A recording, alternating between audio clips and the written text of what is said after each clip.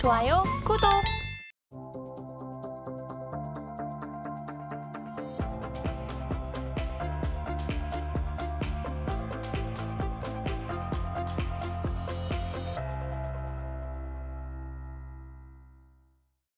네, 안녕하세요. 서울경제TV 이지영 기자입니다. 안녕하십니까. NH동해은행 올백자무센터 윤수민 부동산 전문위원입니다. 네, 저희가 사실은 위원님이랑 같이 1년 동안 데자부, 데이터로 자세히 보는 부동산 1년 정도 콘텐츠를 진행했었는데요. 네. 저희가 리뉴얼해서 다시 돌아왔습니다. 네. 이번에는 이름도 바뀌었는데요. 보부상, 보통 사람들의 부동산 상담기입니다. 맞습니다. 자, 채널 간단하게 위원님께서 소개 한번 해주시죠. 예, 부동산 유튜버들 많이 보시면은 사실 뭐 분석하는 것도 많고 그다음에 또 여러 기사 같은 것도 이야기도 많이 보시는데 많은 분들이 너무 자극적인 것들에만 노출된다. 그리고 나에게 정말 이야기를 들어주는 그런 내용이 없다라는 토로를 많이 하시더라고요. 그래서 저희가 생각했던 취지는 일단 여러분들의 이야기를 듣고 사례들을 듣고 공감해주고 그리고 또 이거에 대해서 어느 정도 해결책도 함께 제시를 해주는 콘텐츠를 만들어보자라는 취지에서 보부상 보통 사람들 우리 뭐 비싼 100억대 아파트 이런 이야기를 할 게 아니고 못하죠. 우리가 보통 살고 있는 사람들의 부동산 이야기를 한번 가지고 진행해 보려고 합니다. 맞습니다. 그리고 위원님께서 현재 하고 계신 일이 네. 농협은행에서 부동산 컨설팅을 담당하고 계시잖아요. 네, 현재 내 상황에서 가장 이득이 되는 내 뭐 자본 늘리기 이런 걸 좀 현명하고 또 이제 방향을 잘 잡을 수 있을 것 같습니다. 네. 무엇보다 요새 부동산 정책들 정말 시시각각 변하고 그렇죠. 있잖아요. 네. 이런 정책 활용이라든지 바뀐 내용들도 저희가 이제 같이 내용들도 쉽게 풀어서 설명을 드리도록 하겠습니다. 네, 뭐 사실 다양한 주제입니다. 다양한 주제를 가지고 저희가 고민하고 있는 부분들에 대해서 이야기를 드릴 거고요. 저희 댓글로 또 남겨주시면은 그 부분들도 저희가 또 함께 같이 공유할 수 있도록 할 거니까요. 보시면서 궁금한 내용 있으시면은 댓글로 많이 남겨주시면 좋을 것 같습니다. 좋습니다. 그럼 오늘 첫 번째 컨설팅인데요. 바로 제 사례입니다. 네. 제가 사실 이날만을 기다려왔는데요. 제가 네. 어디 가서 부동산 컨설팅을 받겠습니까? 돈도 많이 없는데. 본격 사신 방송이네요. 그럼요. 첫 번째로 제 사례를 준비를 했고요. 네, 우선 제 고민은 저는 이제 부동산 투자가 그래도 여러 이제 자본을 불려갈 수 있는 투자 중에서 가장 안전한 투자라고 생각을 해요. 네, 제가 주식을 하고 싶진 않고 또 이제 금리가 낮은 이런 적금을 또 하고 싶진 않단 말이에요. 네, 근데 제가 또 갖고 있는 돈은 또 얼마 없어요. 그렇죠. 근데 이런 좀 부동산 투자를 하고 싶긴 한데 네. 최소 얼마 정도가 있어야지 이제 부동산 투자를 하고 싶은지가 일단 맞습니다. 궁금한데 네. 부동산 투자는 꼭 억대만 있어야 하나요? 네, 보통 사회초년생 분들이 좀 불안감을 많이 갖고 계세요. 네. 저희도 보면은 저도 이제 제가 만나는 분들은 사실 고액 자산가들도 많으시고 하지만 저희 직원분들이라던가 또 만나보면은 기자님 또래 분들도 많으시고 그분들은 항상 부동산 시장에서 뭔가를 하지 않으면은 너무 걱정된다. 이러다가 시장에 들어가지 못하게 되는 게 아닌가라는 우려를 항상 마음속에 가지고 계시더라고요. 네. 그래서 아마 기자님도 또 부동산부 기자이시다 보니까 네. 더 부동산에 대한 접근성을 조금 높이고 싶어 하시는 거라 생각을 하고요.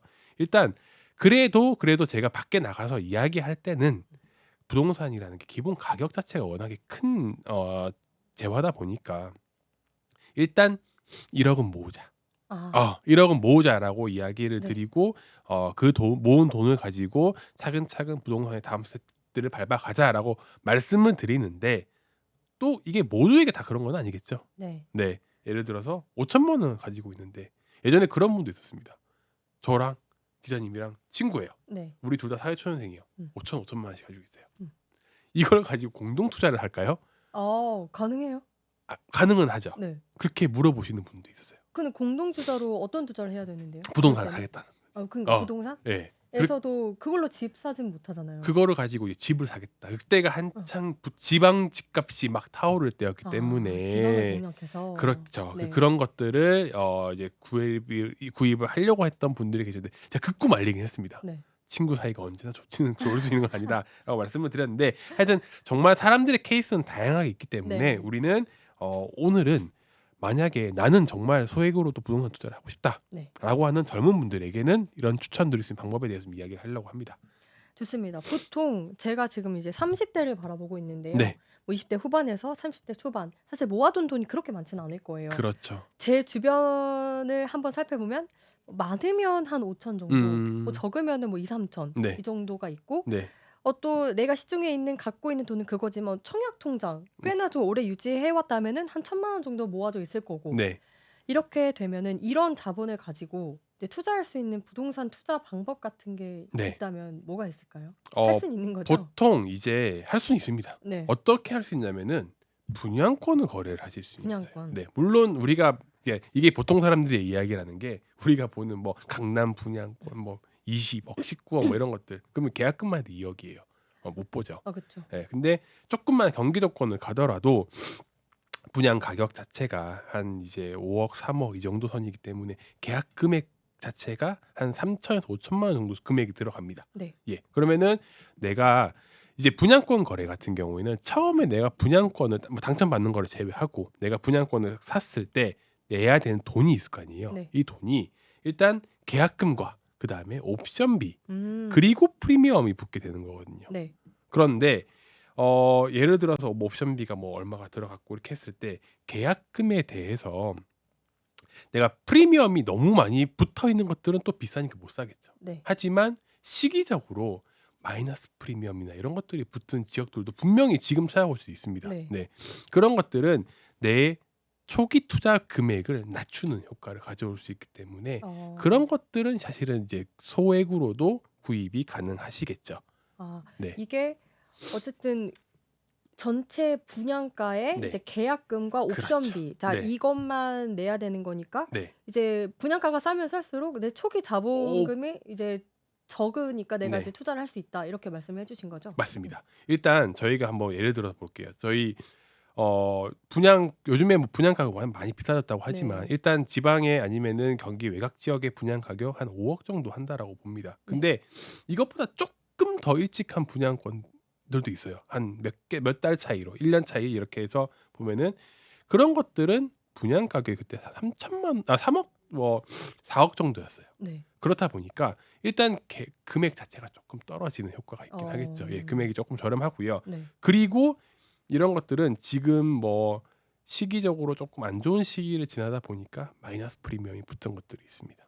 그런 걸 샀다가 이제 네. 향후에 이제 지금 이제 신축은 귀하다. 예, 안 그렇죠. 나온다. 그래서 예, 이제 예. 몇 년 뒤에 네. 이제 분양가는 오를 수밖에 없는 상황이 됐어요. 네. 그러면 그 차익을 이제 제가 갖고 이제 팔게 되는 건데 네. 그럼 이거 저는 이제 내가 산 거는 오케이. 네. 그럼 파는 시점은 네.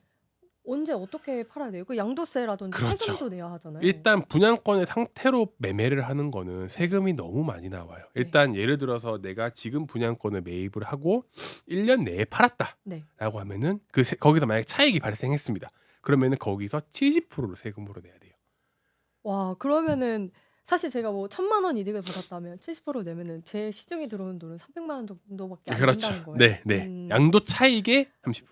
그 거래 비용까지 빼야긴 하겠죠. 뭐 그런 네. 것들이 하긴 한데 그리고 얘를 또 만약에 1년이 지났어요. 네. 뭐 1년 2개월, 3개월이면은 그래 조금 떨어집니다. 60%까지 그래도 떨어집니다. 많네요. 네, 맞습니다. 그래서 사실 분양권의 상태로 팔고 사고 하는 것들은 가격이 엄청나게 크게 오르지 않는 이상 나에게 큰 수익으로 남지는 않을 거예요. 그래서 어떻게 하냐면은 분양권 거래를 젊을 때 하시는 분들이 가장 고민하는 게 뭐냐면은 만약에 입주하는 시점에 돈이 제일 많이 들어갈 건데 네. 이거를 못 내면 어떻게 하지? 이 걱정을 제일 많이 하시단 말이에요. 입주할 때 돈이 많이 들어가는 예. 이유가 여태까지 중도금 같은 그렇죠. 거 그거를 예. 한 번에 내야 하니까 맞습니다. 많이 들어가는 거죠. 그렇죠. 입주할 때 내야 예. 하니까. 그래서 보통 그런 경우에 고민하시는 게 대출을 받아서 내가 들어가던가 아니면은 전세를 끼워 넣던가인데 아시는 것처럼 전세 가격은 입주장에 걸리면은 가격이 떨어집니다. 네. 생각보다 많이 못 받을 수 있어요. 그래서 저는 젊은 분들이 분양권 거래를 하실 때 고민하는 탈출 방법. 그러니까 우리가 안전하게 투자할 수 있는 방법이 뭐냐라고 했을 때 네. 내가 직접 거주할 수 있는 지역을 어느 정도 선정을 해야 된다라고 말씀드려요. 전세 세입자를 못 구했을 때 네. 내가 들어가서 살 수 있는지. 안 되면 내가 대출 받고 들어라 가야 된다는 거죠. 예. 음. 그 집을 만약에 전세도 못 빼고 돈도 못 내면은 사실은 이거는 내가 분양 계약을 지키지 못한 거기 때문에 뭐 뺏길 수밖에 없는 경매로 가거나 그렇단 말이에요. 네.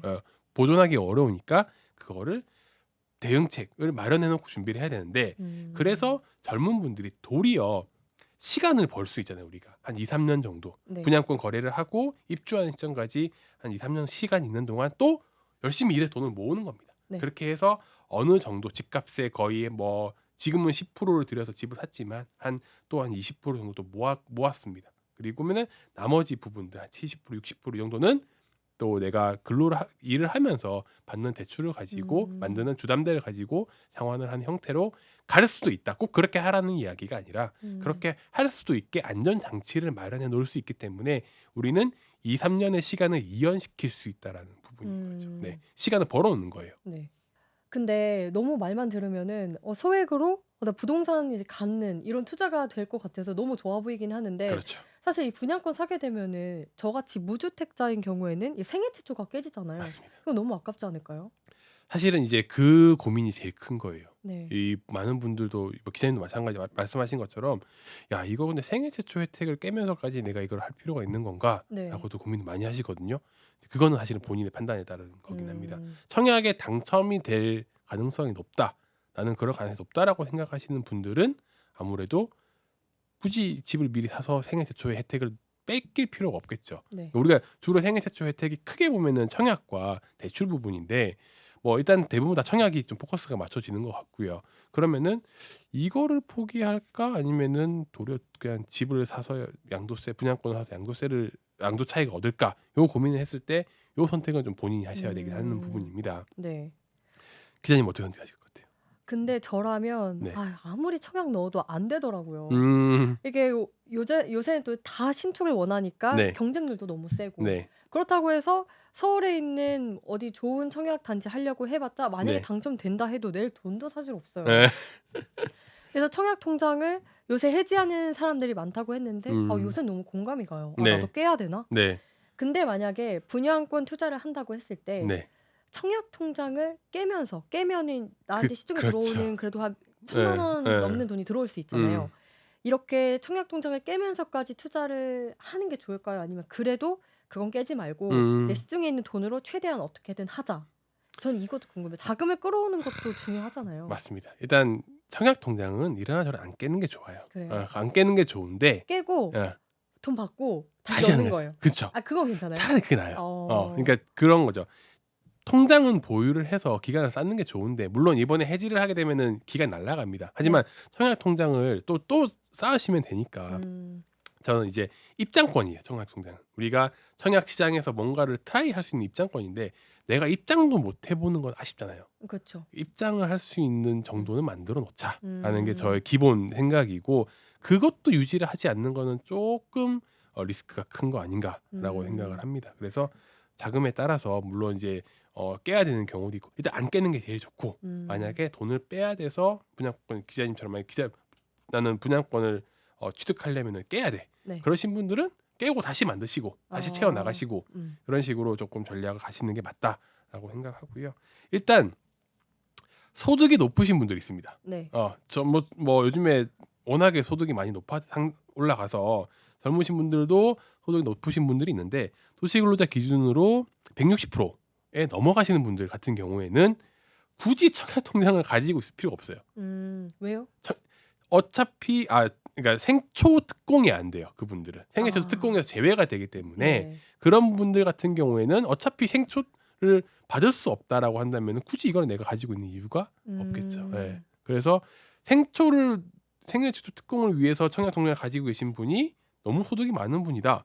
그러면은 이거는 어차피 받지도 못하는 걸 가지고 있는 거니까 이런 분들은 차라리 청약 안 하시고 그냥 하시는 게 매입하시는 게 훨씬 낫다. 기회적으로 그렇게 보는 거고요. 선택지가 2개가 있어도 고민이 되네요. 그렇죠. 항상 이게 다 고민의 연속이고 선택의 연속인데 그 중에서 뭐가 나한테 조금 더 좋을까를 고민하는 부분이고 저희가 이야기했던 분양권도 꼭 이렇게 제가 자칫 좀 걱정되는 거예요. 제가 윤수민 전문위원이 나와가지고 분양권 사래 이렇게 얘기했다고 할까 봐. 하지만 이것은 케이스에 따라서 내가 정말 부동산을 꼭 사보고 싶다. 네. 부동산 경험이 중요하니까 그런 경험들을 미리 해보고 분양권도 한번 사보고 싶고 그런 경험들을 미리 해보고 싶다 하시는 분들에게 추천드리는 방법이고 모두가 다 그렇게 하라는 것은 아닙니다. 라는 부분들을 꼭 강조를 드리고 싶습니다. 좋습니다. 전 마지막 질문인데 네. 분양권 매물을 찾는 꿀팁. 저는 이게 또 메인이 아닐까 싶은데 네. 이게 '아 그래 분양권 투자 좋아.' 근데 어딜 어떻게 사야 되지? 막연하잖아요. 네. 근데 아까 위원님 말씀하셨던 것처럼 뭐 수도권 외곽이라든지 지방 이런 음. 데도 잘 찾아보면 네. 된다라고 했을 때 음. 그래도 이 매물 어떤 지역을 어떤 매물로 어떻게 잘 봐야 되는지 저는 이게 궁금해요. 네. 그리고 그것도 있잖아요. 예를 들어서 내가 아까 위원님 말씀하셨던 것처럼 결국에는 이거 팔지 못하고 내가 들어가야 되는 상황이야. 그렇죠. 네. 근데 그전에 그래도 전세 세입자를 구해 보자 했을 때 어. 예를 들어 뭐 초등학교 주변에 있다 그러면은 그래도 맞습니다. 약간 예예예예. 학군지 학부모님들을 그렇죠. 네 예. 약간 공략해서 음. 이제 할 수 있으니까 주변에 그 초등학교가 있는 데를 잘 봐야 한다든지 음. 이런 꿀팁 같은 게 있을까요? 일단 가장 중요한 거는 싸게 사는 겁니다. 싸게 사는 거. 예. 마피를 공략해라? 마필 공략해야죠. 근데 마피인 데는 다 이유가 있지 않을까요? 이유가 있습니다. 막 예를 들어 주변이 개발 호재가 없다든지. 보통 마피가 붙은 것들은요. 주변에 너무 이런 분양권들이 많은 경우가 더 많아요. 예. 입주가 확 그렇죠. 시작된다. 예. 그러니까 매물이 많아서 마피가 빨리 팔아야 되는데 매물이 많아서 마피가 붙는 경우가 훨씬 네. 많습니다. 그렇기 때문에 물론 지역적인 특징도 있지만 이거는 시간적으로 사이클적으로 봤을 때 입주와 분양, 입주 이 텀에서 결정되는 경우가 많아요. 그렇기 때문에 보통 마피가 많이 나오는 시기가 입주하기 직전에 나오는 경우가 좀 많기는 하고요. 그래요? 그리고 지역적인 사이클에 따라서는 시장 분위기가 안 좋고 공급이 한 번에 막 많이 나왔을 때 안 좋은 경우가 있고 딱 분양 딱 하자마자 바로 나오는 경우들도 있어요. 이거 빨리 분양가가 높이 나왔으니까 그 입주권 갖고 계신 분들은 빨리 팔아버리려고 하시는 분들도 있기 때문에 그런 것들을 잘 노려서 하셔야 되는데 일단 하나는 지금 가격이 저렴한지를 판단하는 게 제일 중요하겠죠. 지금 네. 이게 싼 가격인지를 그렇죠. 판단하는 게 제일 중요한데 그래도 이거는 공급의 현황들이 흘러가는 것들. 이 지금 내가 가지고 있는 지금 내가 살려고 하는 분양권이 과연 나중에 이거를 입주하는 시기에 얼마나 많은 경쟁자들과 붙게 되는 시점인가를 보고 그다음에 공급이 또 많냐 적냐 이런 것들을 그 사이클적으로 보신 다음에 가격을 판단해서 들어가셔야 되는 부분이라는 겁니다. 바닥이 어딘지를 판단하고 들어가는 거죠. 어려워요. 그러게요. 예, 어려운 일인데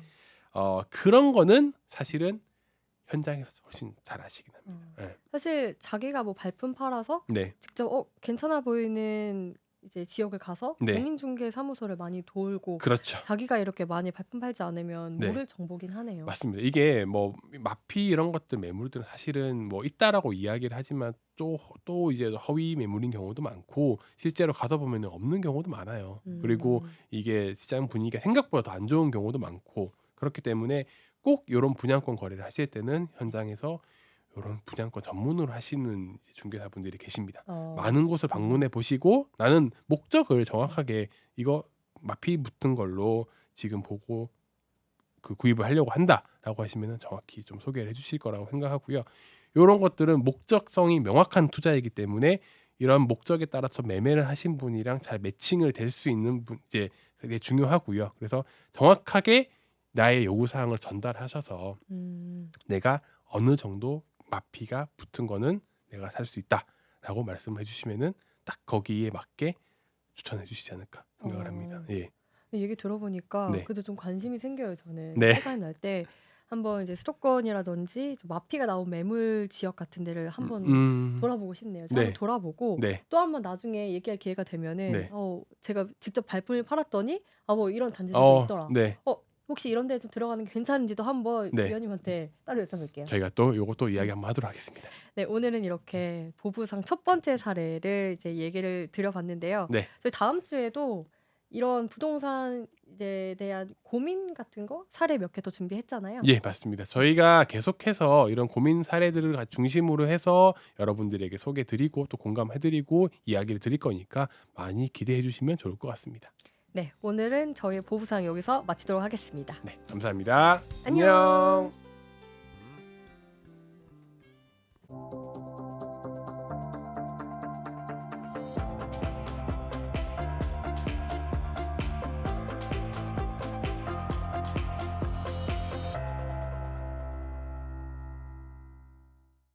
지금 바로 구독을 눌러보세요.